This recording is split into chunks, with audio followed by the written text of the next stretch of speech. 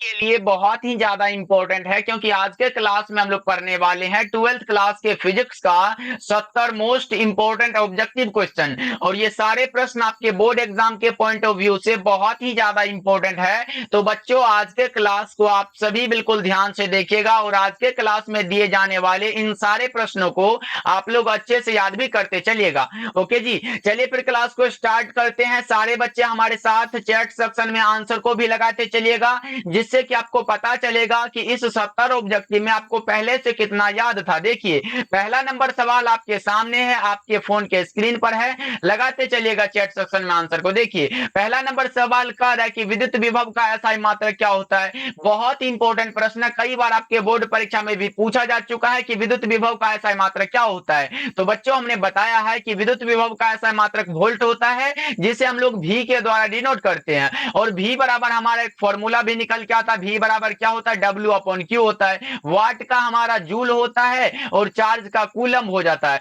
यानी कि अगर पूछे कि 1 वोल्ट बराबर क्या होगा बच्चों, तो वो होता है 1 जूल प्रति कूलम। इसको भी आप याद रखिएगा, ये भी प्रश्न आपके बोर्ड परीक्षा में आया हुआ है और इसको भी याद रख लो, ये भी प्रश्न बहुत इंपॉर्टेंट है। उसके बाद ये तो याद रखना ही पड़ेगा। ऑप्शन नंबर ए हमारा बिल्कुल सही आंसर है, याद रखिएगा आप लोग। चलिए अगले प्रश्न की ओर बढ़ते हैं। दूसरा नंबर सवाल हमारे सामने है, बताओ। दूसरा नंबर सवाल कर रहा है कि आवेश का रैखिक घनत्व है। बच्चों, हमने बताया है कि प्रति एकांक लंबाई में आवेश के परिमाण को हम लोग क्या बोलते हैं, आवेश का रैखिक घनत्व कहते हैं। इसके डिफिनेशन से ही हमारा फॉर्मूला निकल जाता है, यानी कि आवेश के रैखिक घनत्व को लेमडा के द्वारा डिनोट करते हैं। और लेमडा बराबर क्या होता है, प्रति एकांक लंबाई में आवेश के परिमाण को क्या कहते हैं, आवेश का रैखिक घनत्व कहते हैं। तो हमारा करेक्ट आंसर कौन सा होगा, ऑप्शन नंबर ए हो जाएगा। अगर बच्चों पूछे कि आवेश का पृष्ठ घनत्व क्या होता है, पृष्ठ घनत्व को हम लोग सिग्मा के द्वारा डिनोट करते हैं। और पृष्ठ घनत्व के लिए फॉर्मूला होता है, वो होता है क्यू बटा में क्या होता है, एरिया होता है, यानी कि चार्ज बाय एरिया। ये पृष्ठ घनत्व के लिए होता है। और एक होता है आवेश का आयतन घनत्व, जिसे हम लोग रो के द्वारा डिनोट करते हैं। रो बराबर क्या होता है, क्यू बटा में भी होता है, यानी कि चार्ज बाय वॉल्यूम हो जाता है। इन तीनों को याद रखिएगा, ये प्रश्न बहुत इंपॉर्टेंट है। ओके जी, चलिए आगे बढ़ते हैं। अगला नंबर सवाल हमारे सामने है, बताओ। तीसरा नंबर सवाल का संबंध Q बराबर NE में निम्नलिखित में कौन सा है जो N का मान संभव नहीं है। देखो बच्चों, हमने बताया है Q क्या है, तो चार्ज होता है। N क्या होता है, नंबर ऑफ इलेक्ट्रॉन, कितने इलेक्ट्रॉन है। और E क्या होता है, इलेक्ट्रॉन का चार्ज होता है, जो कि होता है 1.6 इंटू 10⁻⁻19 कूलम के बराबर होता है। ये तो सभी बच्चा पार्टी को पता है। तो देख लो, ये N जो है, नंबर जो है, ये 1 होता है, 2 होता है, 3 होता है, 4 होता है, ऐसे करके 5 ऐसे करके होता है। लेकिन ये कभी भी पॉइंट में, यानी कि 1.5 इलेक्ट्रॉन, 2 इलेक्ट्रॉन, 2.5 इलेक्ट्रॉन, 3.5 इलेक्ट्रॉन ऐसे करके नहीं होता। जैसे 1.2 हो गया, 1.3 हो गया, ये सब नहीं होता। यानी कि ये पॉइंट वाला बात इसमें नहीं होता। इसलिए पॉइंट वाला देखो, ये 4.2 जो है, ये n का मान संभव नहीं होता, क्योंकि n का मान जो है 1 2 3 4 करके ऐसे करके होता है। जैसे 1000 भी होगा, लेकिन 1000.01 ऐसे करके नहीं होता है। इसलिए याद रखिएगा, ये 4.2 जो ये नहीं होगा। ऑप्शन सी हमारा बिल्कुल सही आंसर है। सभी बच्चे ध्यान में रखिएगा। चलिए आगे बढ़ते हैं बच्चों। अगला नंबर सवाल देखिए, पानी का परावैद्युत स्थिरांक कितना होता है। पानी का जो परावैद्युत स्थिरांक होता है, the dielectric constant of water is 80 होता है। पानी का जो परावैद्युत स्थिरांक होता है बच्चों, वो 80 होता है। सभी बच्चों को याद रखना, बहुत इंपॉर्टेंट प्रश्न है। चलिए पांचवा नंबर सवाल हमारे सामने है कि व्यतिकरण की घटना का कारण क्या हो सकता है। व्यतिकरण की घटना का जो कारण है ना बच्चा पाठी, वो है फेज डिफरेंस, यानी कि कालांतर होता है। इसको याद रखना बहुत जरूरी है, बहुत इंपॉर्टेंट प्रश्न है, ध्यान में रखिएगा आप लोग। चलिए 6 नंबर सवाल हमारे सामने है, बताओ। 6 नंबर सवाल कह रहा है, निम्न में से कौन सा तर्क द्वार है जो सार्वजनिक तर्क द्वार है। बताओ बच्चा पार्टी क्या होगा, तो सार्वजनिक तर्क द्वार हम लोग नैंड गेट को कहते हैं। करेक्ट आंसर डी हो जाएगा। अगर नैंड गेट के लिए बूलियन व्यंजक पूछे, तो हमने एंड गेट के लिए पढ़ा है कि a इंटू बी बराबर क्या होता है बच्चा पार्टी, y होता है। तो नैंड के लिए पूछा, ऊपर में ऐसे करके बार लगा दो, यही हमारा करेक्ट हो जाएगा। ये नैंड गेट का जो है ये व्यंजक है, इसको भी आप लोग याद रख लो। चलिए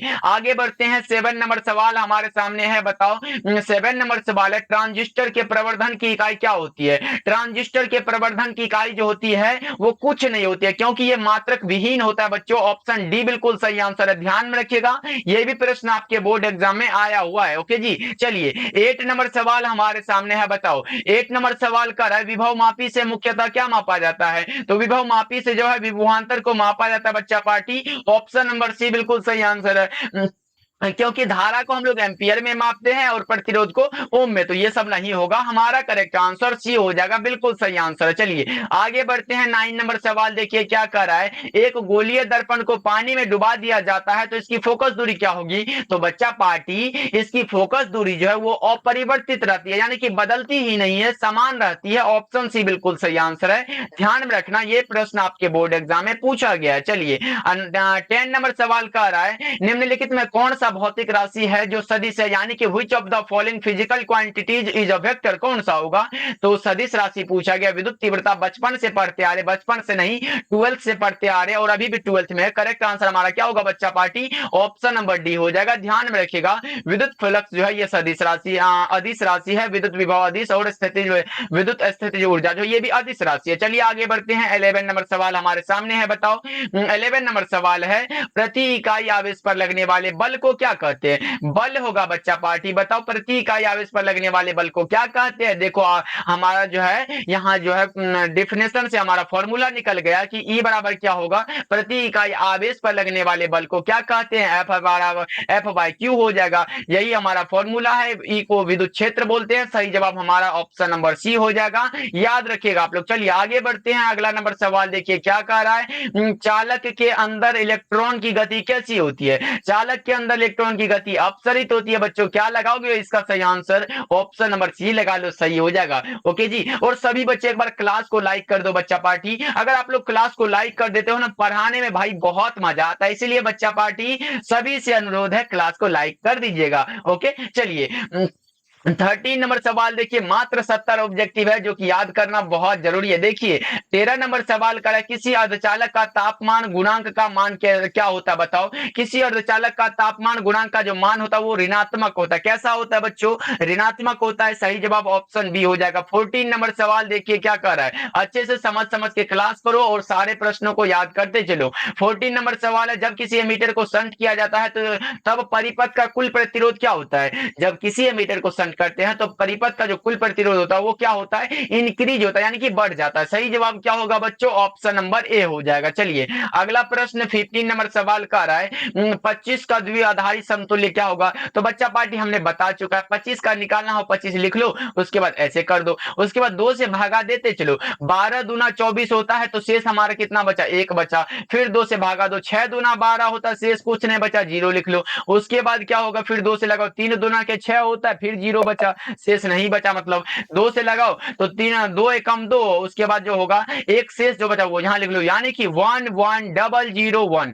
यही तो हमारा 25 का द्विआधारी समतुल्य है। देख लो किस ऑप्शन में दिया गया, 11001। ऑप्शन सी बिल्कुल सही आंसर है। बच्चों भूलना नहीं, बहुत इंपॉर्टेंट है। ओके चलिए आगे बढ़ते हैं। अगला नंबर सवाल हमारे सामने है 16 नंबर सवाल, दृश्य स्पेक्ट्रम के रंगों में किसका अधिक तरंगदैर्ध्य होता है? हमने बताया है कि लाल रंग का सबसे अधिक तरंगदैर्ध्य होता है और बैगनी रंग का सबसे कम तरंगदैर्ध्य होता है। ओके जी, याद रखिएगा ये प्रश्न बहुत इंपॉर्टेंट है। और विचलन में लाल रंग का सबसे अधिक होता है, कम होता है, उसके बाद बैगनी रंग का सबसे अधिक होता है। दोनों को याद रखना। चलिए आगे बढ़ते हैं। अगला नंबर सवाल देखिए 17 नंबर सवाल है, किसी परमाणु का नाभिक बना होता है किससे मिलकर बना होता है? भाई बता दो ना क्या होगा इसका सही जवाब। तो किसी भी परमाणु का जो नाभिक बना है वो प्रोटॉन और न्यूट्रॉन से मिलकर बना है। करेक्ट आंसर डी हो जाएगा। कोई दिक्कत बच्चा पार्टी? अगर कोई भी दिक्कत हो तो चैट सेक्शन में पूछते भी चलो। ओके चलो क्लास को तो आप लोग लाइक करते ही चलना। चलिए आगे बढ़ते हैं। अगला नंबर सवाल 18 नंबर सवाल कह रहा है, द्वितीयक तरंगिकाओं की अवधारणा किसके द्वारा दी गई थी? बता दो बच्चों क्या होगा?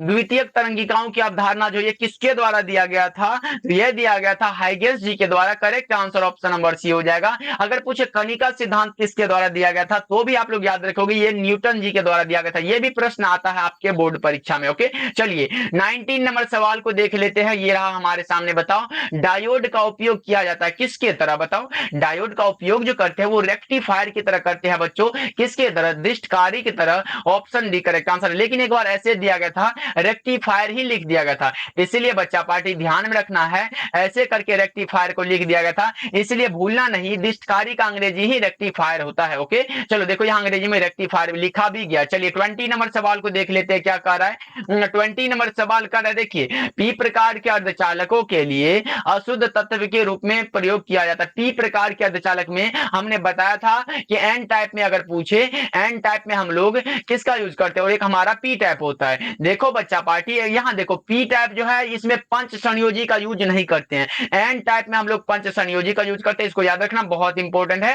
एन टाइप में पंच संयोजी का यूज करते हैं, उसके बाद पी टाइप में क्या करते हैं, इसमें त्रिसंयोजी का यूज करते हैं। दोनों को याद रखना, ये प्रश्न आता है आपके बोर्ड परीक्षा में। देखो अब ये जो है पी टाइप के लिए पूछा गया, तो बता दो क्या होगा इसका सही जवाब। तो हमने बताया कि बोरॉन जो होता है ये हमारा क्या होता है बच्चों, ये त्रिसंयोजी होता है, और ये सारे के सारे पंच संयोजी है, याद रखिएगा।